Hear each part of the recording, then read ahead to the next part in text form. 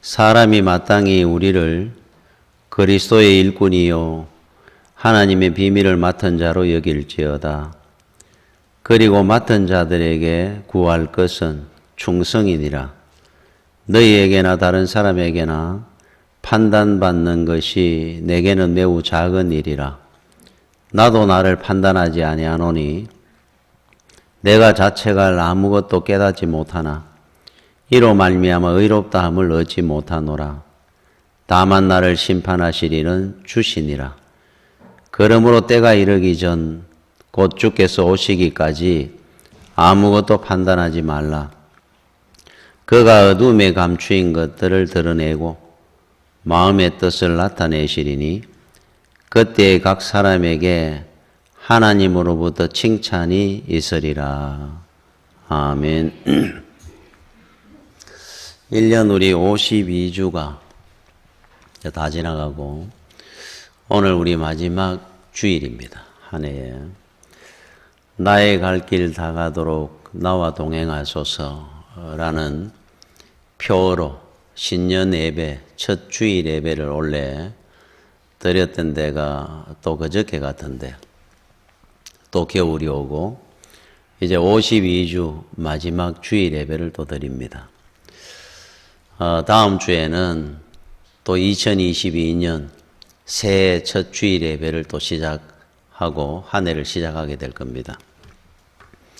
정말 생각해 보건대 참 어렵고 힘든 우리 한 해였습니다.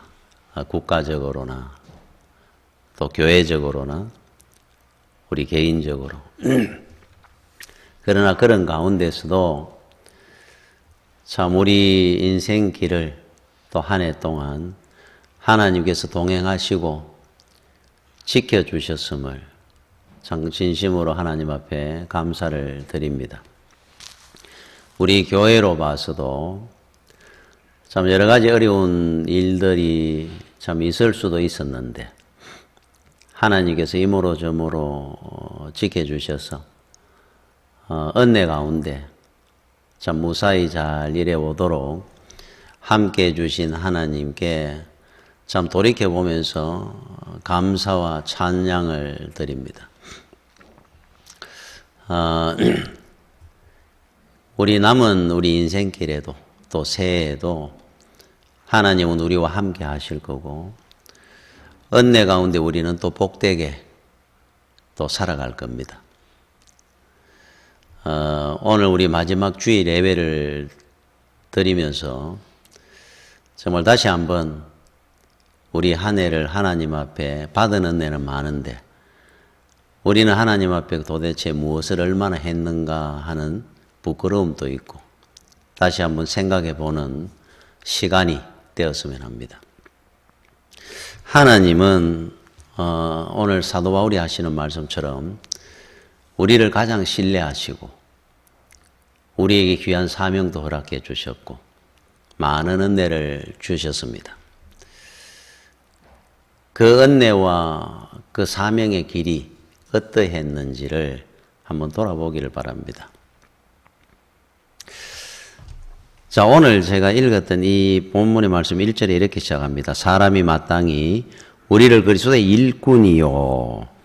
이 일꾼, 제가 한번 얼마 전에 종이라는 표현을 썼죠. 같은 단어입니다. 종, 일꾼, 노예. 후페레이테스 그럽니다. 일꾼이요. 하나님의 비밀을 맡은 자로 여길지어다. 하나님의 비밀을 맡은 자. 오이코노모스. 이거는 집사하는 뜻입니다. 집안일을 관리하는 사람. 그 중에도 조금 특별한 사람. 주인과 비밀을 함께 공유하는 사람. 집사 중에도 집사가 여러 명 있다면은 특별히 주인이 자기 자식한테까지도 이야기 못할 일도 함께 의논할 수 있는 사람. 그거를 이제 하나님의 비밀을 맡은 자 이렇게 표현을 하는 거예요. 자, 일꾼이 되면은 우리가 노예라 그랬죠. 노예. 주인의 말에 100% 그냥 순종만 합니다. 가라 그러면 가고 오라 그러면 오고 옛날 노예들. 왜 가야 됩니까? 이 일은 왜 해야 됩니까? 라는 질문이 없습니다. 노예는. 그래서 아브라함이 하나님께서 아브라함을 부르실 때 창세기 12장에 너는 내가 지시하는 땅으로 가나안 땅 지시하는 땅으로 가라. 본토 친척 아비 집을 떠나라. 그래 히브리서에 보면 이때 상황에 아브라함은 갈 바를 알지 못하고 어디를 가야 될지 모르고 갔더라 그럽니다. 안 묻습니다. 왜 가야 됩니까? 묻지를 않았단 말이에요. 그게 이제 일꾼, 종입니다. 가라 가는 겁니다. 그 대신에 중요한 거는 가라 그랬는 분이 그 인생을 책임져 줍니다. 아마 갈 때는 죽는 길인 것처럼 갔을 겁니다. 한 번도 안 가본 땅. 그 원주민들이 막 대단히 그 사납고 야만적이라 그러더라. 소문을 들었을 텐데. 그런데도 주인이 가라 그러니 가는 겁니다. 하나님께서. 그래서 죽는 길인 줄 아는데 복 받는 길이었고 책임져 주시니까. 망하는 길인 줄 알았는데 믿음의 조상이 되는 길이었고. 그래서 주인이 누구냐에 따라서 다르겠지만은 종의 팔자가. 그런데 우리는 하나님께서 우리 인생의 주인이니까 하나님이 책임져 주시는 종입니다. 또 오이코노모스 집사 비밀을 맡은 자다 그랬잖아요. 특별한 관계입니다. 우리 아이들이 자라면서 언제 이제 그 발달 심리학에 나오는 이야기라 그래요. 언제부터 자기가 그 정체의식, 자존감을 갖기 시작하느냐면은 비밀을 갖게 될 때부터라 그래요. 그래서 엄마하고 이거 내하고 비밀이야 할 때부터. 친구 간에 니하고 내하고 많은 거야. 그때 자존감을 느끼고 성취감이나 나름대로의 어떤 행복감을 느낀다 그래요. 그런데 이 사람 간의 비밀을 공유 안 한다는 것도 이렇게 중요한데 살아가면서 뭔가 특별한 관계가 되는 사이잖아요. 그러면 신뢰가 되는 사람. 하나님의 비밀을 공유한다. 야, 이거 엄청난 관계입니다. 정말. 만왕의 왕이신 하나님이 비밀스러운 일을 나와 의논하는 사이가 된다 이 말이에요. 나한테만 가르쳐주는 겁니다. 그 계획과 꿈을, 그 프로그램을 나한테만 가르쳐주고 함께 공유하고 가는 거예요. 그래서 이런 관계를 이야기를 하는 거니까 그게 누구냐? 저와 여러분들입니다. 하나님의 일꾼이요 비밀을 맡은 자로 여길지어다. 야, 우리가 그런 관계입니다. 하나님하고. 하나님이 비밀스러운 일들을 나와 계획을 함께 세우고 의논하며 같이 가는 거예요. 자, 그러면은 이렇게 된 사람은 세 가지를 가져야 됩니다. 마음을. 이런 위치에 올라가는 사람은 첫 번째, 다른 사람들의 어떤 평판, 인기, 여론, 말들을 의식하지 않습니다. 하나님과 나와의 비밀을 공유하고 사는 관계가 됐는데 사람들이 의식을 하지 않는다는 거죠. 그러니까 우리가 사공이 많으면 배가 산으로 간다 그러듯이 하나님 말씀도 듣고 세상 말도 듣고 사람 말도 듣고 가다 보면 아무것도 못합니다. 하나님 주인 대신 하나님 말씀만 듣는 겁니다. 신뢰하고. 그런 동화가 있죠. 아버지 아들 당나귀가 가는데 아버지가 당나귀를 타고 가니까 사람들이 그러는 겁니다. 저 어린애를 갖다 걷게 하고 저렇게 몰인정한 사람이 있나 아버지가 돼가지고 그래서 자기가 걷고 아이를 태웠어요. 사람들이 또 입을 댑니다. 저렇게 불효막심한 아들이 있나? 저 나이 드신 아버지를 걷게 하고 자기는 당나귀를 타고 간단 말이냐? 자, 둘이 같이 걷습니다. 당나귀하고 다. 그랬더니만은 저 당나귀를 왜 저렇게 걸어가느냐? 자기들도 힘들 건데. 당나귀는 지름짐을 실든지 사람도 태우고 가는 저 바보 같은 사람들이 있나? 이 사람 타니까 저 사람이 그렇다, 이 사람이 타니까 이렇다, 같이 걸어가니까 바보로 당나귀 메고 갔다 그러잖아요. 그러니까 사람 말을 듣고 하나님 말씀을 들으면 아무것도 한 달락도 못 나갑니다. 그래서 사도 바울은 다른 사람의 여론이나 말들을 인기에 부합하지 않겠다 그럽니다. 또 하나는 두 번째, 자기가 자기를 판단하지 아니하노라. 내가 나를 판단하지 않겠다 그럽니다. 자기가 판단해가 자기를 좀 높이 판단하면 교만해집니다. 사람이. 내가 이만한 사람인데. 또 낮게 평가하다 보면은 낙심이 합니다. 참 나 같은 사람이 어떻게 세상 살아? 열등감이 생기고. 그러니까 자기 자신을 자기가 판단하지 않습니다. 자, 예수를 믿으면은 첫 번째 우리가 가져야 될 신앙의 그 마음 중에 하나가 자기 판단 중지입니다. 이거를 에포케, 어거스틴이 했는 말입니다. 제가 한번 말씀을 드렸는데 이 중요한 단어입니다. 에포케. 여러분들이 기억해 놓으십시오. 판단 중지하는 뜻입니다.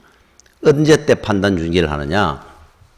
이 말씀이 어디 나오는 말씀이냐 하면은 이스라엘 백성들이 출애굽해가지고 홍해 앞에 섰을 때 뒤에는 애굽의 기병대가 따라오고 앞에는 홍해입니다. 사면초가입니다.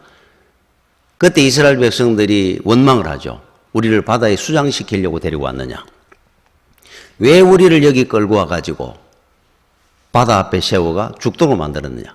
그때 모세가 했는 말이 그때 폭행하는 말이 나옵니다. 너희는 가만히 있어라. 있어. 지금부터 하나님의 하시는 일을 보자. 가만히 있어 할 때가 에포케입니다. 에포케. 너희들이 판단하지 마라 말이야. 불러내 오신 분이 이거를 어떻게 해결하는지 한번 기대감을 갖고 한번 보자. 이런 의미예요. 그래서 여러분이 인생 살다가 홍해를 만나거든, 어려운 문제가 생기거든, 그거 밤새도록 고민해 봐야 해결 안 됩니다. 우리가 고민해가 해결될 것 같으면 그건 문제도 아닙니다. 그럼 고민하면 돼요. 내가 해결해 갈 것 같으면. 그런데 고민해도 해결 안 되는 거다. 내가 어떻게 할 수가 없는 거다. 낙심이 올 때. 그때 에포케. 판단 중지하시는 겁니다. 단잠을 이루는 겁니다. 주여 믿습니다. 내 인생의 문제 이 홍해가 앞에 있습니다. 우연은 없다고 그랬으니까 우리 인생에 예수 믿는 성도들한테 우연은 없습니다. 모든 것이 하나님이 이루어 가시는 일 중에 하나니까 하나님이 어떻게 하시는지 제가 기대감을 갖고 보겠습니다. 앞으로. 주여 믿습니다. 이 문제가, 홍해 같은 이 문제가 갈라져가 내가 사는 길이 열릴 줄로 믿습니다. 이게 믿음입니다. 이게 성도가 가져야 될 신앙의 첫걸음입니다. 에포케. 판단 중지를 해야 돼요. 고민할 필요 없습니다. 자, 그래서 자기 자신을 자기가 판단하지 않는다. 자, 마지막으로 하나님께서만 나를 판단하실 것이다. 심판의 때가 왔을 때. 자, 이 세 가지를 하는 사람이 일꾼, 비밀을 맡은 자입니다. 저와 여러분들이에요. 그죠?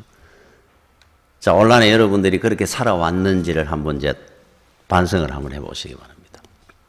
하나님한테만 인정받으면 됩니다.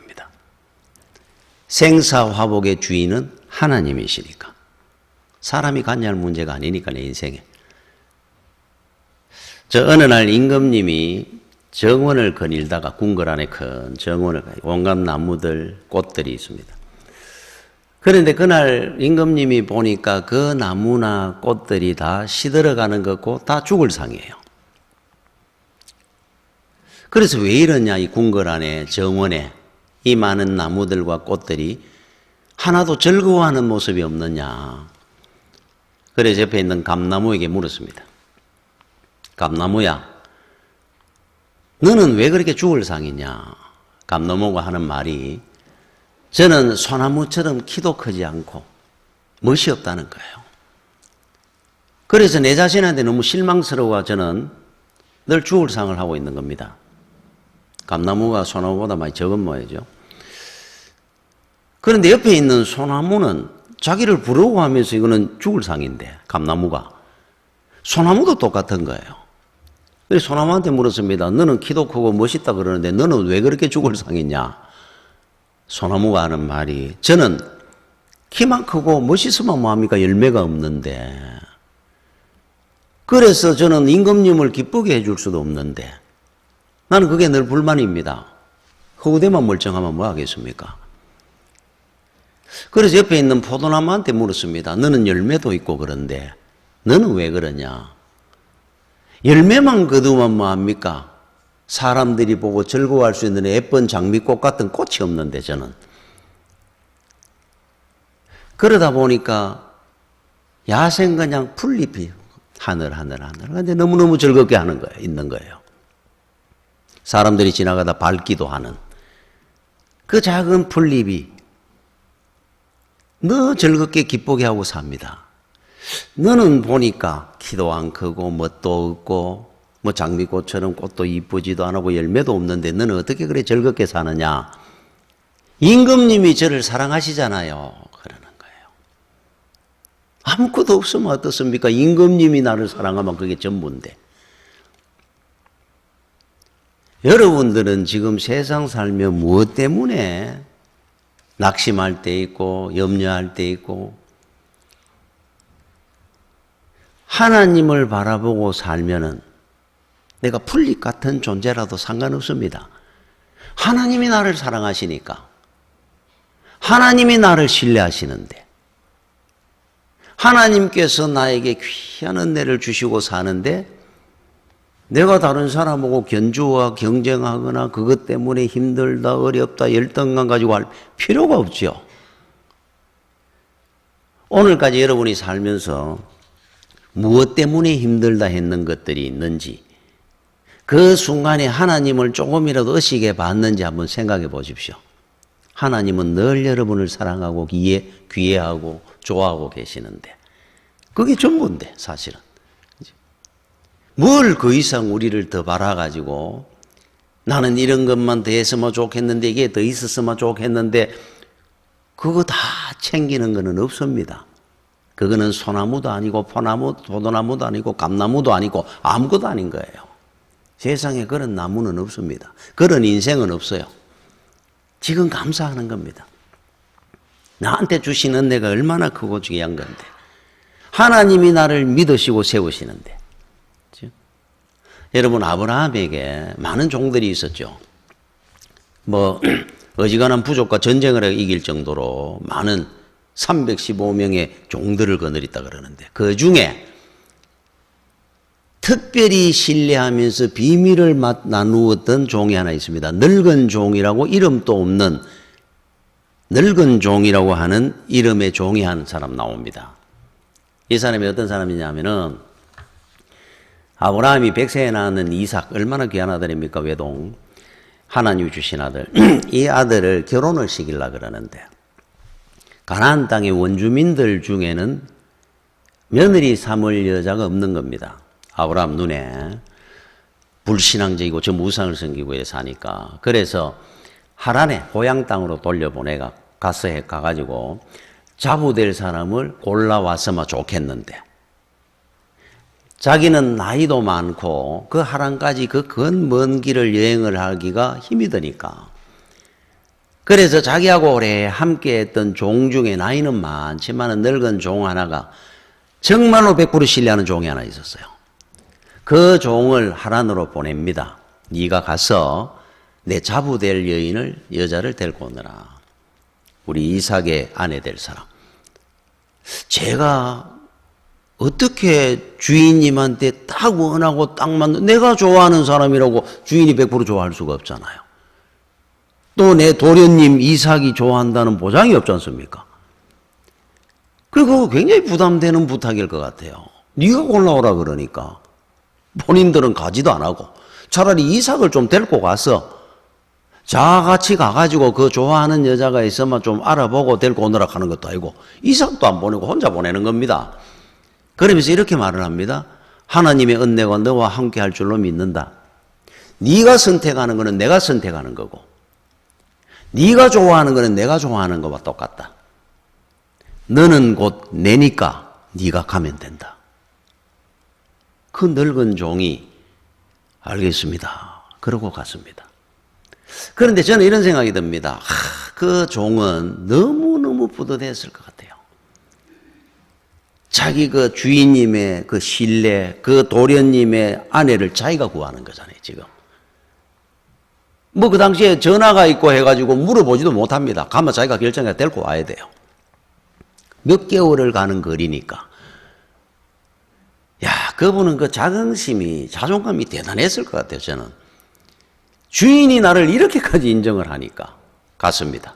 가면서 하나님 앞에 기도를 하고 하죠. 제가 가서 첫 번째 만나는 하나님에 들어가서 첫 번째 만나는 여인을 하나님께서 내 도련님의 아내로 여자로 하나님이 세우신 줄로 믿습니다. 운물에 물을 물어 갔는데 첫 번째 여자가 나오면 리버가입니다. 그래서 그대로 이야기를 합니다. 우리 주인님께서 나를 보냈는데 그 아들의 며느리를 구하고 있습니다. 갑시다. 알겠습니다. 그래서 따라와 가지고 야곱의 어머니가 됩니다. 이삭의 아내. 그때 그 늙은 종이라고 이름하는 그분, 그 대단하지 않습니까? 그 비밀을 함께 공유하는 겁니다. 바로 이게 비밀을 맡은 자입니다. 주인 마음하고 똑같아요. 자, 여러분들은 하나님의 비밀을 맡겼는 하나님의 일꾼입니다. 하나님께서 하나님이 하실 일을 여러분에게 맡기는 겁니다. 이제 네가 가거든 이렇게 해라. 내가 이 말씀을 너한테 줄 테니까 이것을 네 이웃의 누구한테 전해라. 사신이기도 하고. 뿌듯하지 않습니까? 거기에 대한 여러분들이 어떤 자긍심을 갖고 있습니까? 야, 하나님께서 나를 이렇게 믿으시고 나한테 이 일을 맡기시는구나. 내가 하나님을 믿으면 여러분 구원을 받습니다. 하나님께서 나를 믿으면 복을 받습니다. 여러분 구원과 복을 함께 누리는 사람이 돼야죠. 하나님이 나를 믿어주시는데 세상에 그보다 더 큰 은혜가 어디 있습니까? 여러분 맹자가 썼는 책 중에 민위기, 백성이 귀하다 하는 민위기 장에 보마 이런 글이 나옵니다. 맹자가 가라사대 백성이 귀중하고 사직은 그 다음이며 군왕은 대단치 않다. 그러므로 제후의 마음에 들면 군수가 되고 천자의 인정을 받으면 제후가 되지만 백성의 마음에 들어 백성의 인정을 받으면 천자가 황제가 된다. 잘 알아야 됩니다. 그죠? 황제는 백성의 인정을 받는 사람이 황제가 되고 황제의 인정을 받는 사람은 제후가 되고 제후의 인정을 받는 사람은 군수가 됩니다. 백성이 제일 귀합니다. 백성의 인정을 받아야 황제가 될 수 있는데 황제는 백성을 무시합니다. 모르고. 그죠? 자, 그러면 이 땅의 황제가 아닌 만왕의 왕이신 하나님 앞에 인정을 받으면 뭐가 될 것 같습니까? 백성의 인정을 받으면 황제가 되고 황제의 인정을 받으면 제후가 되고 제후의 인정을 받으면 군수가 되는데 만왕의 왕이신 하나님 앞에 인정을 받고 칭찬 듣는 사람이 되면은 역사의 주인이 됩니다. 역사의 주인. 역사의 주인은 하나님이시니까. 여러분 인생을 누가 여러분의 인생의 주인이 되느냐 여러분의 인생이 달린 겁니다. 어떤 사람이 여러분의 인생을 들고 서느냐 도구가 되도록 해주시느냐 주인 잘 만나야 됩니다. 주인 잘 만나야 됩니다. 줄 잘 서야 됩니다. 잘못하면 인생 망칩니다. 주인 잘못 만나면. 그죠? 어떤 주인을 만나느냐에 따라 인생이 달라집니다. 우리는 최고의 주인, 최고의 아버지를 만났잖아요. 천지 만물의 주인이시고 창조주시고 전지전능하신 만왕의 왕이신 하나님이 내 인생의 주인입니다. 그 이상의 고귀한 인생은 없어집니다. 그렇지만 나는 이렇게 상관없습니다. 부족할수록 더 좋아합니다. 하나님은. 하나님이 영광을 더 받으시니까. 나는 이만큼 똑똑하니까 하나님이 100% 주인 안 해주시고 한 50% 해주셔도 되겠습니다. 한 50% 이상 떨어집니다. 그 사람은 더. 그죠? 모자랄수록 좋습니다. 두 아들이 아버지가 부자입니다. 두 아들이 있었어요. 아들 둘에게 그 중에 큰 아들한테 유산을 미리 물려줬습니다. 둘째 아들이 보니까 큰형님하고 내하고 나이도 2살밖에 차이 안 나는데 큰형님은 유산을 절반을 받아 나가는데 자기한테는 한 푼도 안 주니까 아직 때가 안 됐다는 거겠죠. 그래서 아버지한테 항의를 한 겁니다. 몇 년 차이 난다고 나눠줄 때 같이 나눠주시지 왜 형님 것만 나눠주지는 아직 안 줍니까? 그때 그 아버지가 니는 아직 그릇이 안 되니 설명하기도 힘들고 깨끗한 종이 많은 거를 전지를 2장 주는 겁니다. 자, 이거를 하나는 저 옆집에 대장장이 집에 갖다 줘라. 자, 이 종이 하나는 저 건너편에 유명한 화가가 한 분이 있어요. 그 화가 선생님한테 이 종이를 갖다 줘라. 그리고 그 종이를 어떻게 쓰는지 보고 오너라. 예. 무슨 뜻인지도 모르고 갔습니다. 종이 2장을 들고. 제일 먼저 대장장이한테 줬습니다. 우리 아버지가 아저씨한테 이 종이 갖다 주라 그러네요. 아이고, 안 그래도 불쏘시개 할 게 없어 그랬는데 고맙다 그래라. 그게 불을 붙여가 불쏘시개를 해가 불을 빼웁니다. 화가집에 갔습니다. 선생님, 아버지가 선생님한테 이 종이를 갖다 주라 그럽니다. 아이고, 너무 감사하네. 이 종이 귀한 때에. 그러더니만 이 종이를 쫙 끌어가 캔버스에 걸어놔 놓고 그 그림을 그립니다. 멋진 작품을 그립니다. 그리고 아버지한테 왔습니다. 자, 나눠줬더니 어떻게 쓰더냐. 불쏘시개로 씁니다. 대장장이는. 화가 선생님은 거기다 그림을 그렸습니다. 멋진 작품을 그렸습니다. 그렇지? 같은 종이라도 쓰는 사람에 따라가 용도가 달라지고 가치가 달라진다. 내가 네한테 재물을 물려줄 수는 있다. 네가 재물의 의미를 제대로 알고 제대로 쓸 수 있는 그때에 귀한 작품으로 만들어낸 그 시절이 되면 내가 왜 안 주겠느냐. 대장장이한테 재물을 맡기면 어떻게 되겠느냐. 불쏘시개처럼 써버리면 때가 되면 내가 너한테 주리라. 자, 이야기 안 하지만은 우리는 종이같이 연약할지라도 상관없습니다. 쓰시는 분이 귀한 작품에 도구로 쓰면은 위대한 작품이 되는 거고, 주인 잘못 만나면 불쏘시개로 쓰면 불쏘시개로 끝나고 타고 없어지는 인생이 되는 거예요. 그 주인 되시는 하나님을 여러분은 존귀 여기고 살아야 됩니다. 하나님 앞에 여러분 인생을 맡겨야 됩니다. 고민할 거 하나도 없습니다. 여러분이 아무리 고민해봐야 여러분 인생을 한 1cm도 더 높이지 못할 겁니다. 하나님 앞에 맡겨놔 보십시오. 날아다니는 인생으로 삼아줄 겁니다. 로마서 6장 13절에 너희 지체를 불의의 무기로 죄에게 내주지 말고, 2가지 무기가 나옵니다. 불의의 무기. 오직 너희 자신을 죽은 자 가운데서 다시 살아난 자 같이 하나님께 드리며 너희 지체를 의의 무기로 하나님께 드려라. 무기, 호플론, 악기, 도구 하는 것과 같은 뜻입니다. 이 악기를 누가 쓰느냐에 따라가 소리가 달라지죠. 도구를 갖다가 칼을 강도가 쓰면은 사람을 죽이는 데 쓰는 도구가 되고, 의사 선생님이 쓰면은 수술을 해가 사람을 살리는 데 쓰는 도구가 되듯이 누구 손에 붙들리느냐에 따라 가지고 달라집니다. 인생이 어떤 도구가 되느냐, 주인 잘 만나야 된다는 거예요. 그래서 사단 마귀가 여러분 인생의 주인이 되면은 망하는 겁니다. 시커먼 지옥으로 여러분은 끌려가는 겁니다. 하나님께서 여러분의 인생의 주인이 되면은 더 이상 가치가 막 최고의 인생을 만들어줍니다. 큰 용사로 삼아줄 겁니다. 하나님은 지금 어디 계십니까? 그런데 하나님 내 인생을 맡겨주시옵소서. 맡아주시옵소서. 하나님께 내 인생을 맡기고 싶은데 하나님은 도대체 어디 계시는 겁니까? 왜 내 눈에는 안 보이는 겁니까? 지금 곁에 함께 하고 계시잖아요. 캐나다에 1960년대에 캐나다에 추락사고 났어요. 타론 호수라는 곳이 있다 그래요. 타론 호수가에 비행기가 추락을 했습니다.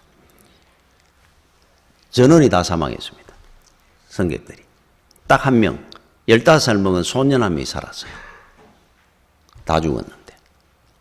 그런데 거기에 추락했는 그 구조를 하는데 얼마나 어려웠는지는 몰라도 15일 만에 찾아가 구조를 했다 그럽니다.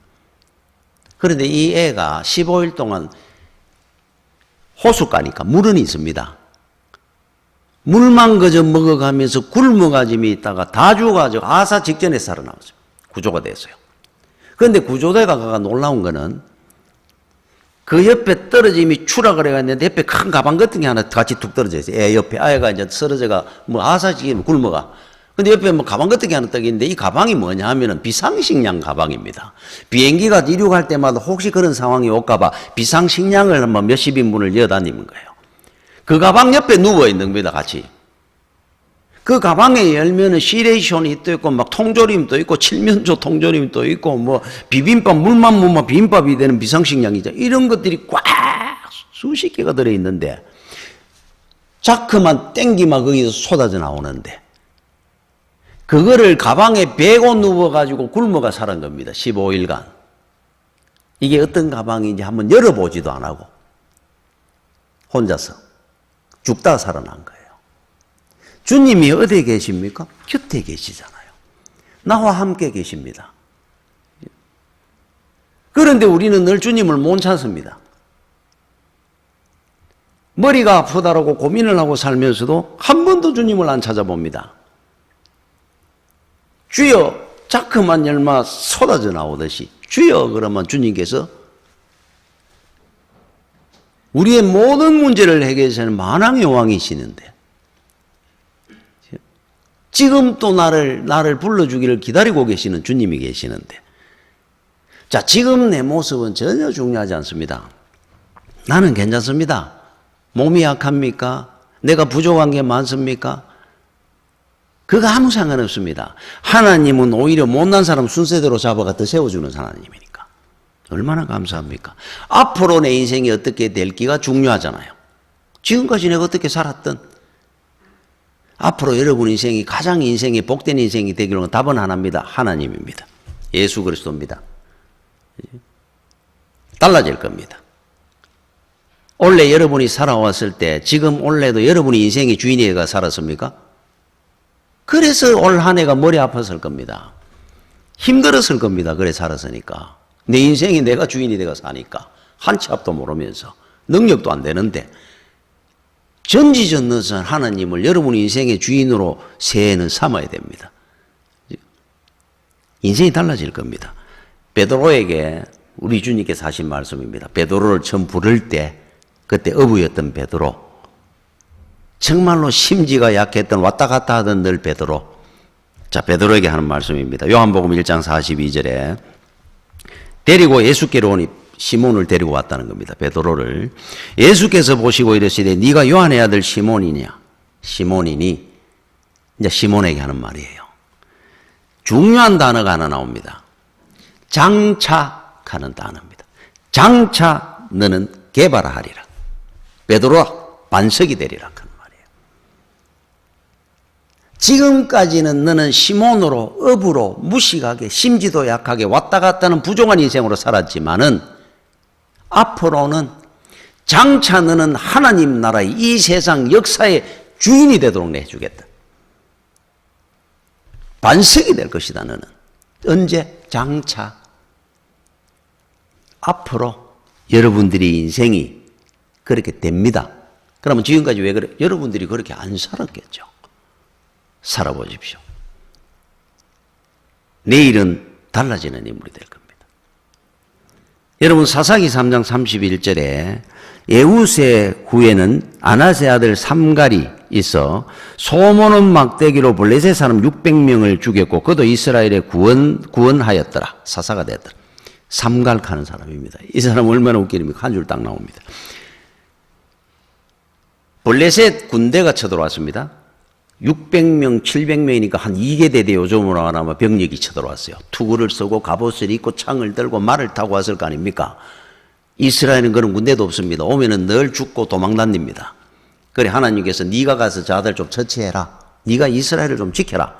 근데 이 사람이 누구냐 하면은 소모는 막대기 갖고 왔대요. 농부입니다. 농부. 칼아문 안 잡아왔습니다. 할 줄 아는 거는 농사밖에 안 잡아왔습니다. 소 끌고 다니면 농사 지은 사람을. 그래서 한 번씩 이래 소 몰고 갈 때 여러분 소 모는 막대기를 몽둥이로 몰고 다닙니까? 요만한 막대기로 몰고 거 아니에요. 소를 뭐 때려 죽이는 소도 아닌데 이리 가자 저리 가자 이리야 이리야 하는 그거 들고 가가 없애라는 거예요. 하나님 가진 거라고는 소 모는 막대기만 그것만 된다 그것만. 하나님이 하셨지 언제 먼저 우리가 했습니까? 그래서 이 사람은 순종하는 마음으로 이 흑가 될랑가 가가지고 600명을 죽였다 합니다. 소모는 막대기로. 여러분들이 지금 가진 게 뭡니까? 나는 부족하고 가진 게 하나도 없습니다. 되는 게 하나도 없습니다. 아무 상관없습니다. 아무 상관없습니다. 하나님이 하셨지. 언제 우리가 한 게 있습니까? 주여 주님께서 내 인생의 주인이 되어 주옵소서. 그러면 끝입니다. 자, 여러분들이 자, 온라인이 이제 다 지나가면서 오늘까지 아니면은 앞으로도 생명이 우리는 연장돼서 합니다. 그게 언제인지는 각자 모릅니다. 사는 이유가 어디에 있다고 생각합니까? 생명의 주인은 하나님입니다. 우연찮게 살다 보니 내가 건강해가 백수를 했습니다. 이거 아닙니다. 건강하다고 오래 사는 거 아닙니다. 사람이 어떻게 갈지 누가 알아요. 생명은 하나님께서 주관합니다. 하나님이 때가 되면 부르자 오락하면 가는 거고 더 살아라 하면 사는 이유가 있어서 사는 거예요. 리빙스턴이 했는 말처럼 그 아프리카에 풍토병도 많고 사자도 있고 한데 어떻게 살았으면 내가 할 일이 남아서 하나님이 내 생명을 연장시켜 주시는 겁니다. 그랬잖아요. 자, 그렇다고 한다면은 여러분 스스로에게 지금 물어보십시오.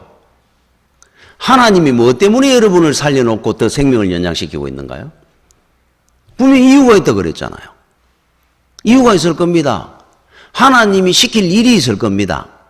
하라고 하는 일이 있을 거예요. 그래서 우리는 생명이 연장되고 있는 거 아닙니까? 마귀가 우리 생명의 주인이 아닙니다. 하나님이 우리 생명의 주인이니까. 자, 그러면은 이제 하나님께서 물어보신다 생각하시고 니는 네가 왜 생명이 연장돼가 산다고 생각하느냐라고 물으시면은 여러분이 지금 한번 생각해보세요. 나는 이것 때문에 생명이 연장될 거야 아마. 그렇게 하는 게 뭡니까? 아, 내가 돈을 좀 더 벌어놓고 가라고. 아니면은 내가 하는 일을 이거 마무리 잘 해놔라고, 사업을. 그거 하나님이 관심을 가질까요? 그 하나님께서 그거 신경 쓰셔가지고, 아, 네 돈 많이 벌어놓고 하천국 오라고 생명을 연장시키는가요? 하나님 그 문제에 아무 관심 없습니다. 그러면 뭐 때문에 우리를 더 살게 하고 있는가요? 그러면 여러분들이 지금 답을 내놔야 됩니다. 하나님은 분명히 여러분들에게 기대하는 바가 있어 생명을 연장시켜주고 있어요. 그런데 본인은 모르는 겁니다. 내가 왜 사는지, 왜 생명이 연장되어 있는지 모르고 자꾸 사는 겁니다. 하나님은 이유가 있어 더 생명을 연장시켜놓고 살리고 있는데 그거 하라고, 그 말 하라고, 그 일 하라고. 그죠? 그래서 지금부터 여러분 유언장을 미리 쓰는 분들이 있더라고요. 의미 있게 살아보려고. 자, 그러면은 제가 왜 묻느냐 하면은 여러분이 하루 한 해를 그냥 살지 말고 좀 더 의미 있게 살게 하기 위해서 제가 묻는 겁니다. 분명히 이유가 있을 건데 그 이유를 본인이 알아야 될 거 아니에요. 여러분들이 생각할 때는 나는 이것 때문에 하나님께서 생명을 연장시켜 놓고 있을 거야 라고 하는 것이 무엇인지를 답을 내놓으십시오. 이제 새해가 시작되기 전에 예를 들어가 저 같으면 설교할 게 좀 남았으니까 니는 좀 더 살다가 오너라. 이제 어느 정도 되고 설교할 거 다 했으면 이제 오락하면 가겠죠. 이유가 있을 거니까 여러분 스스로에게 질문을 해보십시오. 분명히 그 이유가 있을 겁니다. 그죠? 그 절두산에 있는 그 성당이 있습니다. 절두산 그 천주교 성지죠. 그 성당이 있는데 절두산 성당. 그 교육관, 지하실로 내려가는 교육관 앞에 입구에 현판이 붙어 있다 그랬죠. 그 김수환 추기경이 썼는 글입니다. 그리스도는 당신만을 믿습니다. 써놨어요. 그리스도는 당신만을 믿습니다. 믿는 게 있었기 때문에 우리는 지금 살아가고 있는 겁니다. 은혜도 받고. 하나님이 내만을 믿는다는 겁니다. 하나님께서. 이야, 참 이보다 더 큰 은혜가 어디 있습니까? 이제 믿음에 부합하도록 살아야 됩니다. 내가 너만을 믿어 하는데 뭔 짓을 하고 있어요? 월드컵 2002년 때 우리가 4강 올라갔을 때 그때 우리가 누가 4강 할 줄 알았습니까? 16강도 못 갈 줄 알고 늘 요즘도 그러잖아요. 예선 통과나 할란가 우리 수주입니다 사실은. 근데 4강까지 올라갔잖아요. 엄청난 일입니다. 선수들이 뭐 대단한 기량을 가진 세계적인 선수가 그렇게 많았습니까? 없었습니다. 그 뒤에 박지성 선수도 있고 있었지만은 히딩크 감독이 막 영웅이 됐습니다. 그 지도력이. 이영표 선수한테 물었습니다.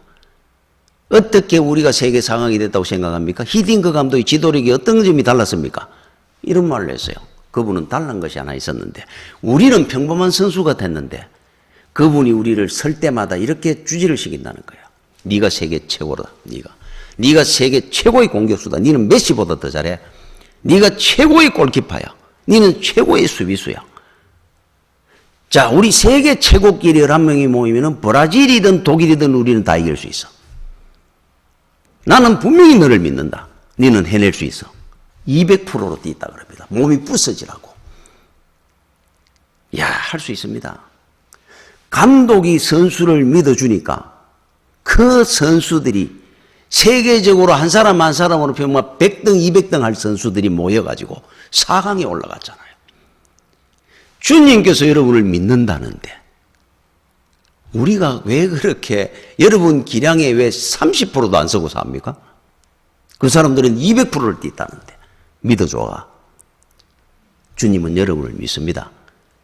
이 세상이라는 경기장에서 우리도 한번 몸이 부서져라고 뛰어보는 겁니다. 주를 위해서. 주님께서 여러분 인생을 그 대신에 책임지실 겁니다. 아브라함처럼. 야, 그렇게 살가 우리가 세상 살겠나? 살아보십시오. 부서지도록 우리가 뛰겠습니다. 주님께서 우리 부서지도록 안 만듭니다. 역사를 이끌어가는 인물로 세울 겁니다. 이은필 목사님은 1950년대에 있었던 분, 이분이 시를 나눠서 그 당시에는 이거 제가 곡을 모릅니다. 여기에 곡을 부처가 많이 불렀어요. 옛날에 그런 우리 찬송들이 많았지 않습니까? 이은필이라는 이분이 순교하신 분인데 이분이 썼는 그 가사입니다. 가사. 여기에 이제 찬송 신대 여기에 곡을 부처가 불렀어요. 제가 한번 읽어보겠습니다. 주님 가신 길이라면 태산 줄령 흠치 않소. 방울방울 땀방울만 보고 따라가오리다. 주님 가신 길이라면 가시밭도 싫지 않소. 방울방울 핏방울만 보고 따라가오리다. 주님 계신 곳이라면 바다 끝도 멀지 않소. 물결 헤엄쳐서 건너가서 배우리다. 주님 계신 곳이라면 하늘 끝도 높지 않소. 믿음 날개 홀월 쳐서 올라가서 배우리다. 오 주 예수 주님이여 이 천한 맘에 계시오니 밝히 인도하여 주옵시기 꿇어 엎드려 비나이다. 야, 이런 시를 쓰는 정도니까 이분은 어떻게 살았는 게 눈에 보입니다. 부끄럽습니다, 이분들. 자, 여러분들한테 다시 한번 묻습니다. 여러분들이 또 우리는 한 해를 하나님께서 생명을 연장수께 주시고 이유가 있을 겁니다. 그 이유가 무엇일까? 스스로 한번 여러분들이 대답을 하셔야 돼요. 본인이 알아야죠. 그리고 주님이 여러분들만은 믿는다 그럽니다. 주님이 믿으시는데 부응하도록 참 올해 마무리하시고 새해에 믿음의 길 열심히 달려가는 여러분들이 되시기를 축원합니다. 기도하겠습니다. 주의 은혜를 감사를 드립니다. 올 한 해도 참 우리는 부족하고 연약하는데 삼갈처럼 소모는 막대기 하나로 가진 것도 없이 살아가는 우리를 이렇게 은혜 가운데 귀하게 쓰시고 하늘의 비밀을 맡은 자로 사용하시고 축복해 주신 하나님께 감사를 드립니다. 다 못한 그 충성을 새해에는 믿음의 길 열심히 가는 주의 종들 삼아 주시옵소서. 예수님 이름으로 기도드립니다. 아멘.